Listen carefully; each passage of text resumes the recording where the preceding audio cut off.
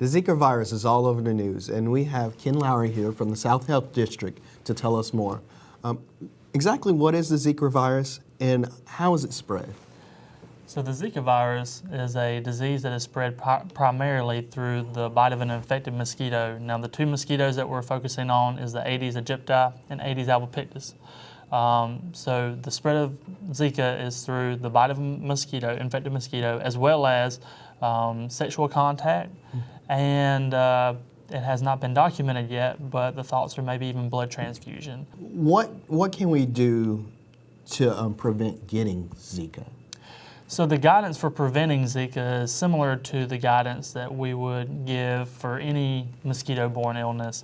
Essentially, just using EPA-registered insect repellents, those that contain DEET, as well as wearing long sleeve and long pants, weather permitting, of course. I know it's hot during this time of the year. These mosquitoes typically tend to bite more often during the day, so as well as avoid travel to these areas that are Zika infected would also be a good tip as well. Okay. And is there a particular group of people who could be more at risk for the Zika virus? With pregnant women, they're generally considered more high risk because of the chance of spreading it to their unborn child. And there have been neurological brain defects as a result of that.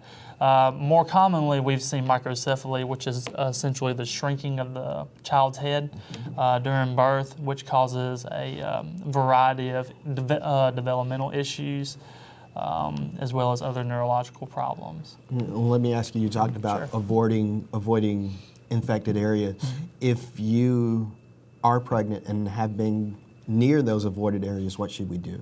Okay, so the guidance right now, according to the CDC, is that pregnant women try to avoid these areas. If you do not need to travel to these areas, do not. However, if you do travel, the guidance would be if you have traveled, whether you become symptomatic or not, you need to be tested for Zika as a means of identifying whether you have been exposed or not.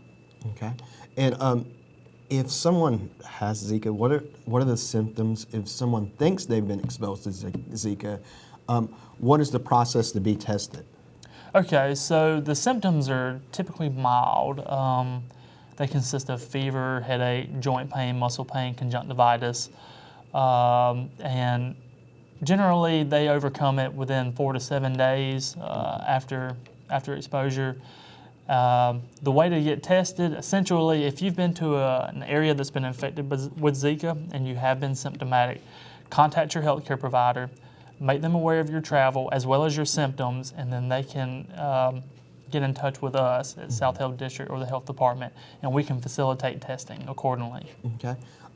Now, anything other than people or animals or pets in risk of Zika virus? So currently, there's no research that indicates that pets are at risk for Zika. There have been no cases. There has not been any reports of anyone that has contracted Zika from a pet. So as of right now, there is no indication that pets are at risk. Okay. Now let me ask you this: if there's, that mom or father, that's out there that's kind of like freaking out about this, what would you say to them? Okay. So. And this will extend to currently pregnant as well as those that are in the midst of trying to become pregnant. Essentially, avoid travel to areas where there is local transmission. If you have been and you feel you've been exposed, and make sure that you visit your healthcare provider. Let them know of your travel, let them know of your symptoms, and then from there we can facilitate testing as needed. Okay. And if we need to find any more information about Zika, where do we need to go to? So the CDC is a great resource, as well as the Georgia Department of Public Health has a website with a ton of information, as well as locally the South Health District has a website, a Facebook account, as well as Twitter that is wonderful for, we provide tons of information updated as needed as the guidance comes out. Okay. Well, Ken, I thank you for coming on and talking to us about Zika. I know a lot of people out there are concerned about it, but we appreciate you giving this information, and we'll be back here on City Focus.